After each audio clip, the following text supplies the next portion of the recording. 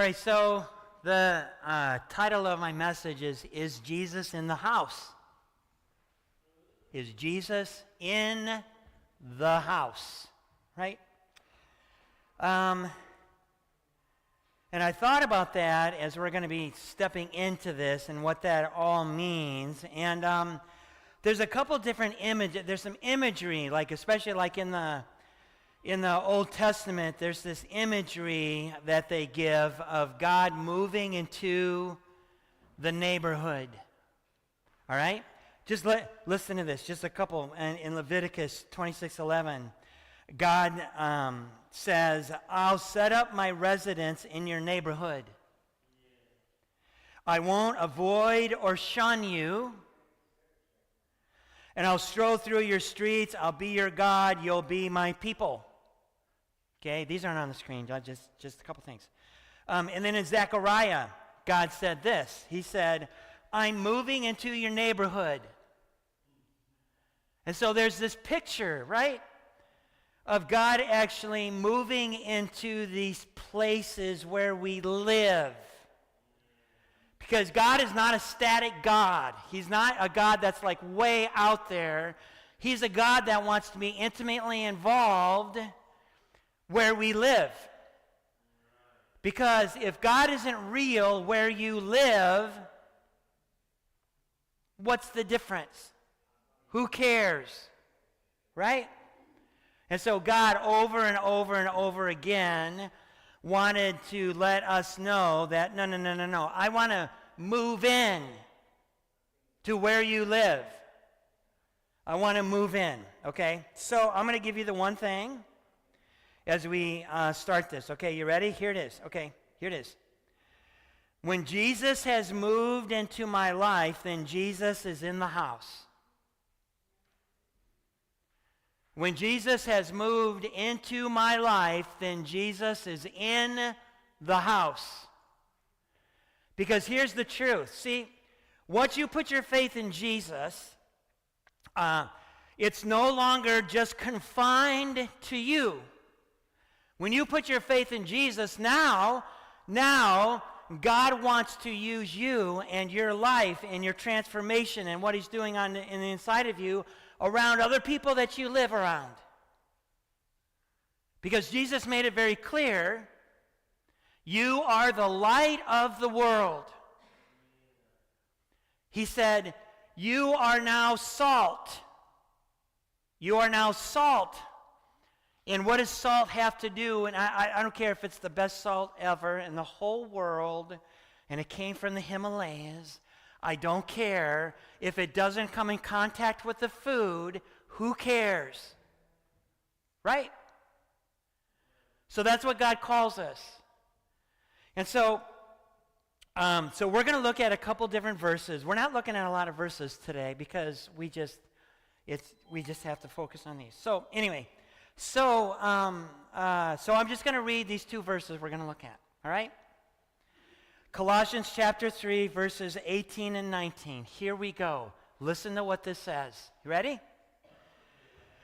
Wives, submit to your husbands as is fitting for those who belong to the Lord. Verse 19. Husbands, love your wives and never treat them harshly. Okay.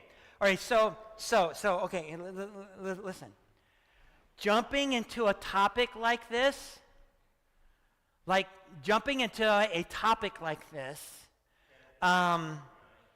it's okay. We're good. We're cool. There's just some people out there, kids probably. Okay, jumping into a topic like this, okay, has the potential of ticking somebody off. Okay, I'm going to say that right now. Talking about something like this could tick somebody off. Okay? Most of the angst against what Paul writes here is birthed out of ignorance of what Paul is saying and what he is not saying. All right? It's important that you need to understand, why is Paul writing this letter in the first place? Why did he write this? Because it's this young church And there were people trying to wiggle their way in with this false teaching. And so he spent half of the letter talking about the truths about who you are, and then who you are because of Jesus, and who Jesus is. And so he wanted to get that foundation very clear. And then in chapter 3, now he's going to get very practical, and this is how this should look with you living your life as a Christ follower. This is how it overflows as a Christ follower. This is what it should look like, okay? And so he wanted them to stand against false teaching that was causing confusion and had this potential of creating this huge division in their faith community, okay? And so he spent half the letter talking about that, and now he's going to get practical, okay? This can be sticky because there's certain dynamics and layers to any family, isn't there? Right? Lots of dynamics, lots of layers within a family. All right? And I'm not disregarding that. Okay? I understand that with all these dynamics that happen and things like that. But Paul, he's going to focus on some core areas that if followed, like if these core things are followed, okay, it has the best possibility of bringing alignment and love and endurance and stability in marital relationships, in mother-father-children relationships, employee-boss relationships. Like he's like if you have this mindset in these relationships, okay, there's hope. Okay, so here's my hope. Okay, here's my hope today. Okay, ladies, here's my hope for you today. That as we go through this, you're going to go, oh, that's what that means. I think I can do that. Okay? That's what I hope happens for the ladies here today, okay? Guys, here's my hope for you today, okay? Is that as we go through this, as we're done, you're going to go, oh, man. This is serious stuff. This isn't about me. All right, so let's look at verse 18, okay? Here we go. We're going to jump in. Jesus, help me. Here we go. Verse 18. Wives, submit to your husbands as is fitting for those who belong to the Lord. Okay, so first of all, I need to explain to you what Paul is not saying here, okay? Okay, I need to explain to you, okay? Number one, okay? This is not a command, it's an invitation. Okay? This is not a command, it's an invitation to step into this. Okay? Second, it's not oppressive, it's relational. This has to do with a relationship. Okay? Paul wants to make it very clear. This is relational. Okay? Third, he's not diminishing a woman's value, voice, or strength. On the contrary, he's utilizing a woman's value, voice, and strength to bring honor to the relationship. That's what he's doing. Okay? 4, it's not about control. This is about a Christ-like partnership. That's what this is. Okay? And so when Paul, when he's writing to believing wives, okay, when he's writing to believing wives to submit, he's not talking about blind obedience or becoming less than. Instead, it's a voluntary choice to love and support. It's grounded in trust and strength and faith and it reflects your relationship with Jesus. That's what I mean is Jesus in the house. It reflects your relationship with Jesus. That's what he means when he says, as is fitting for those who belong to the Lord. That's what he's talking about. It's a reflection of your relationship with Jesus. Okay? All right? And listen, okay? We know that submission is connected to our relationship with Jesus, isn't it? Like your relationship to Jesus, my relationship to Jesus is connected to this idea of submission with Jesus, because Paul follows submit to your husband with as is fitting for those who belong to Jesus. It's part of our relationship with Jesus. Okay? So, listen to this. As a believing wife, I'm called to live in a way that reflects my walk with Jesus. Freely, willingly, and with love. Okay? As a believing wife, I'm called to live in a way that reflects my walk with Jesus.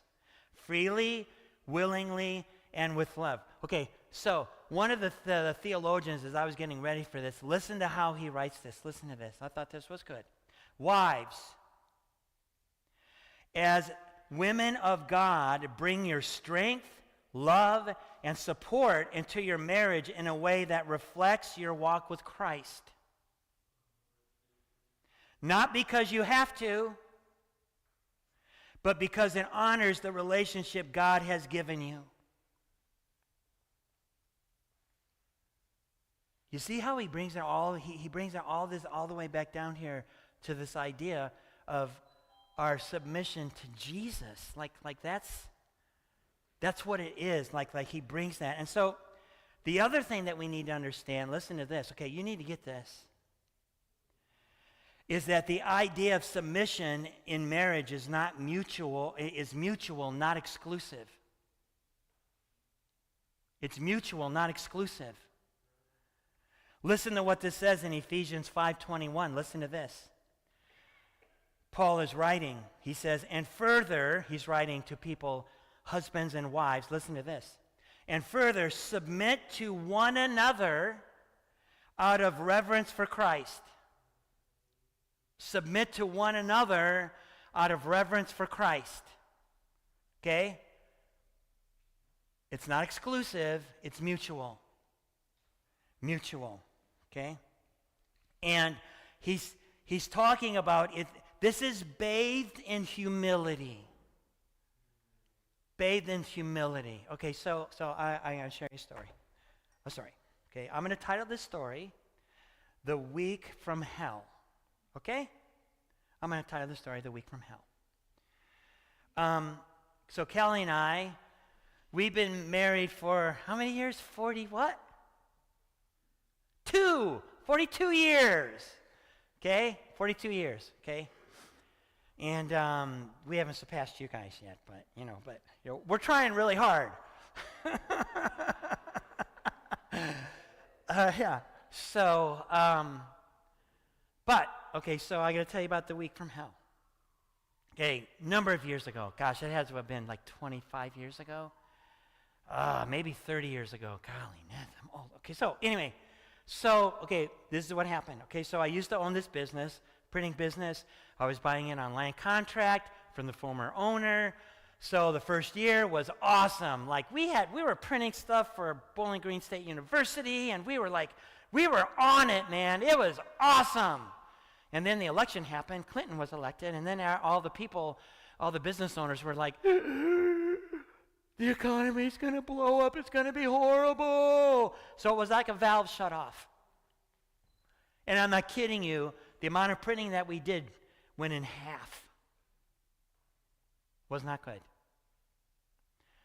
So I was a new business owner, and I didn't really get a lot of stuff or whatever, so I didn't do some things right, and it was not good. And so, as time got on, I was like, oh my gosh, I got to talk to my boss, because I was buying it on land contract, and da-da-da-da-da-da. And I'm like, uh-oh.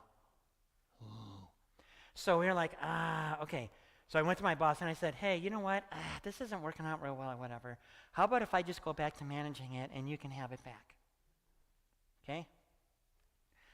Wasn't real happy about that, but he said, okay. Because then he was going to find another person to actually sell it to or whatever. I don't know. Anyway, so I said, I'll step in. Da-da-da-da-da. Right. So we had a bunch of tax penalties because of that.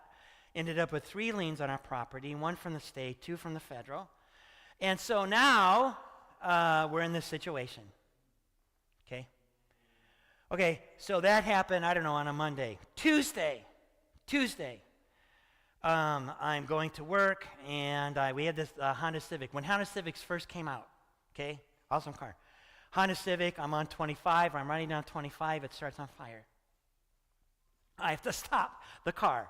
It's on fire, okay? Whoops. So, that happens on Tuesday.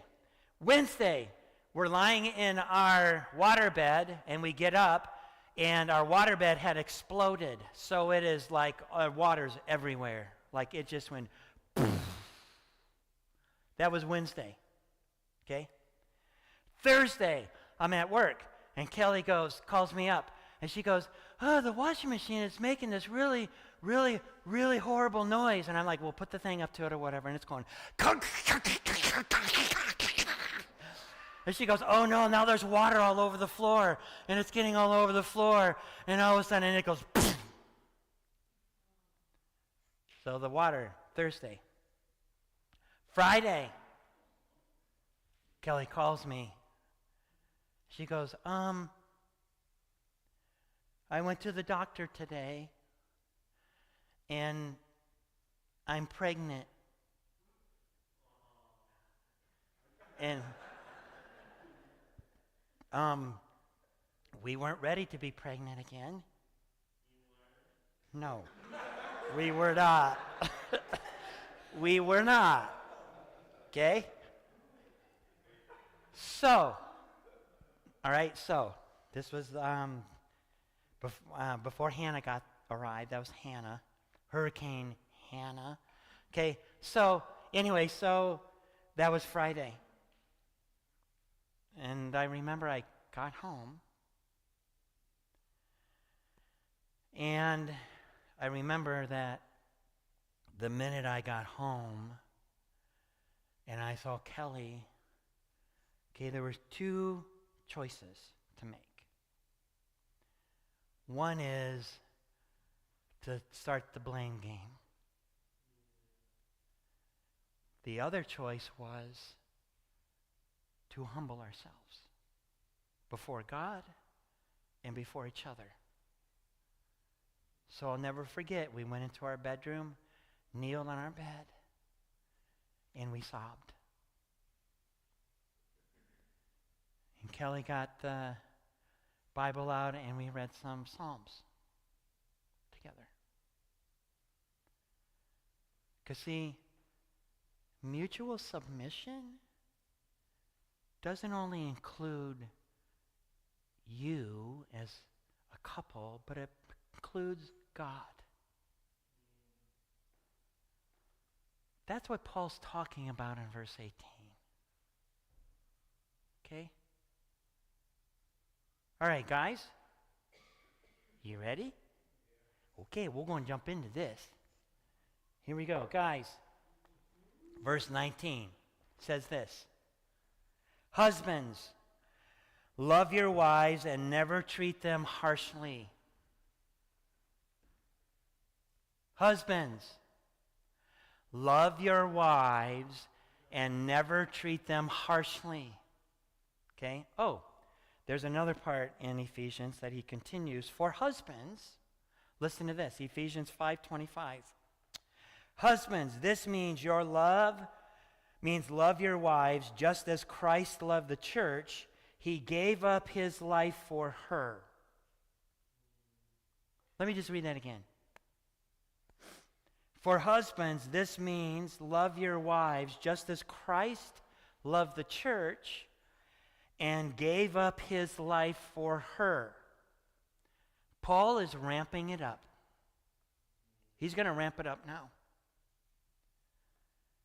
Okay, you need to understand, in that culture, oh my gosh, there was so much superiority in that culture going on.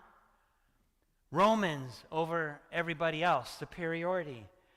Jews over Gentiles, superiority. Many of the men wrongly believed that women were physically, mentally, and emotionally inferior to them. Now you're getting these men that are coming to Jesus now in this young church, and they're coming to Jesus, and all they know is this culture that they grew up in. This is how we treat women. This is what I know. This is all that I know. And then Paul goes, no. You now have a new life in Jesus. It's different for you now. It's different.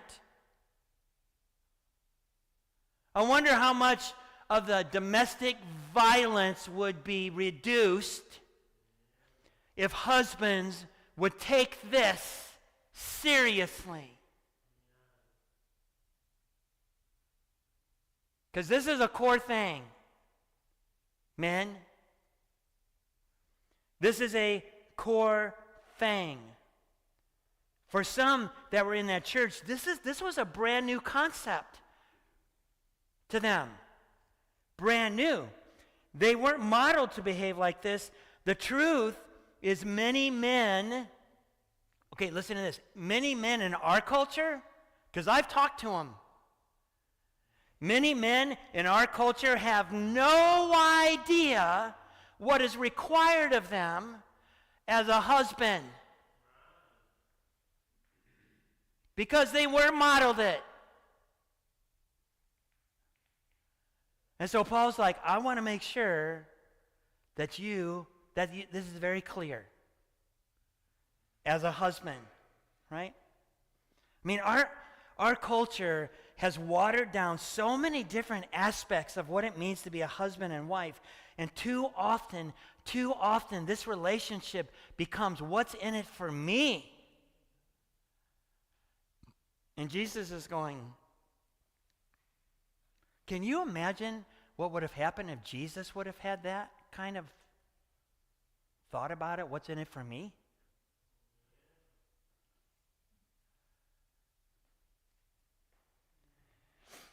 Listen to the kind of attitude he had. Philippians chapter 2. Listen to this. Starting in verse 5. You must have the same attitude that Christ Jesus had.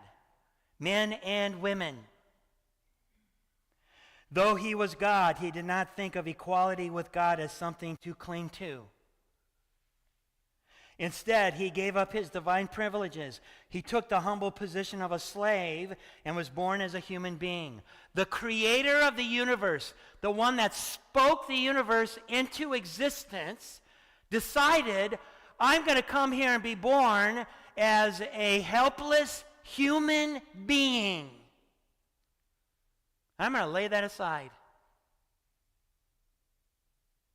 Verse 8, he humbled himself in obedience to God and died a criminal's death on a cross. So I'm going to read verse 19 again. Husbands, love your wives and never treat them harshly. Okay, when he's saying that, even that word love in that is this Greek word agape. It's the same word used in John 3:16. For God so loved the world that he gave his only begotten Son, that whoever believes in him should not perish, but have everlasting life. Same word. Same word. It's giving away what is most precious to you for the benefit of somebody else. That's what it is.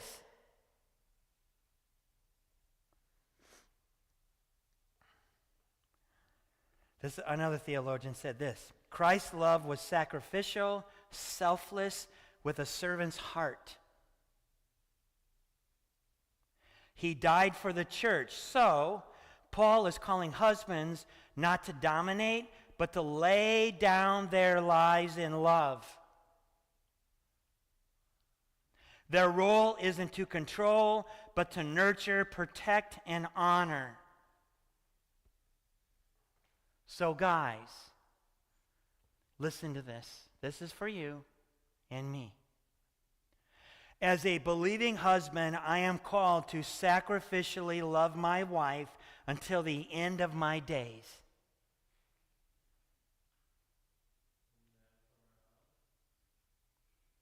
As a believing husband, I am called to sacrificially love my wife until the end of my days. Okay, so I thought, okay, so I'm just going to give you a synopsis of a marriage relationship. Okay, just the easy synopsis, I thought. Okay, 1, a marriage relationship is a man and a woman modeling Jesus in the way they treat each other. You're going to model Jesus to each other. 2, a marriage relationship is love that is not self-seeking. You're thinking of the other person.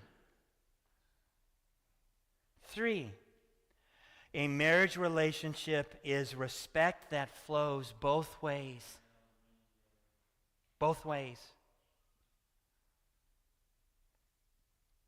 4, a marriage relationship is a relationship rooted in humility, strength, and trust in God.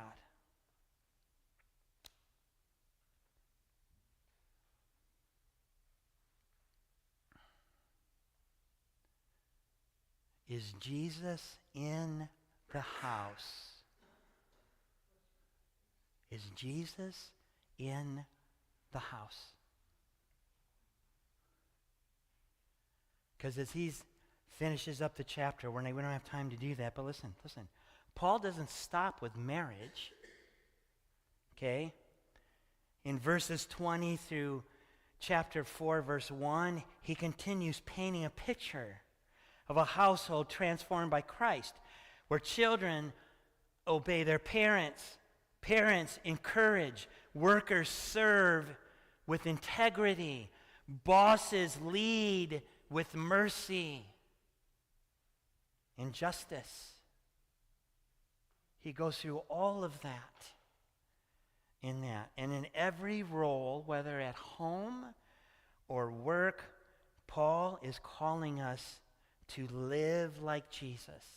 That's what this is about. That's what it's about. Okay? So,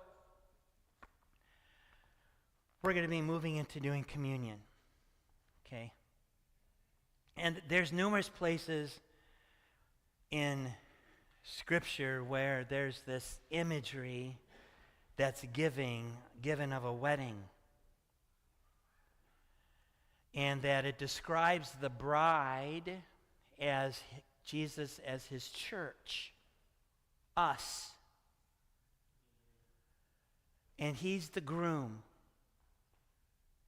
And there's this picture again of this family, right? There's this family image, right, of Jesus being part and in the family.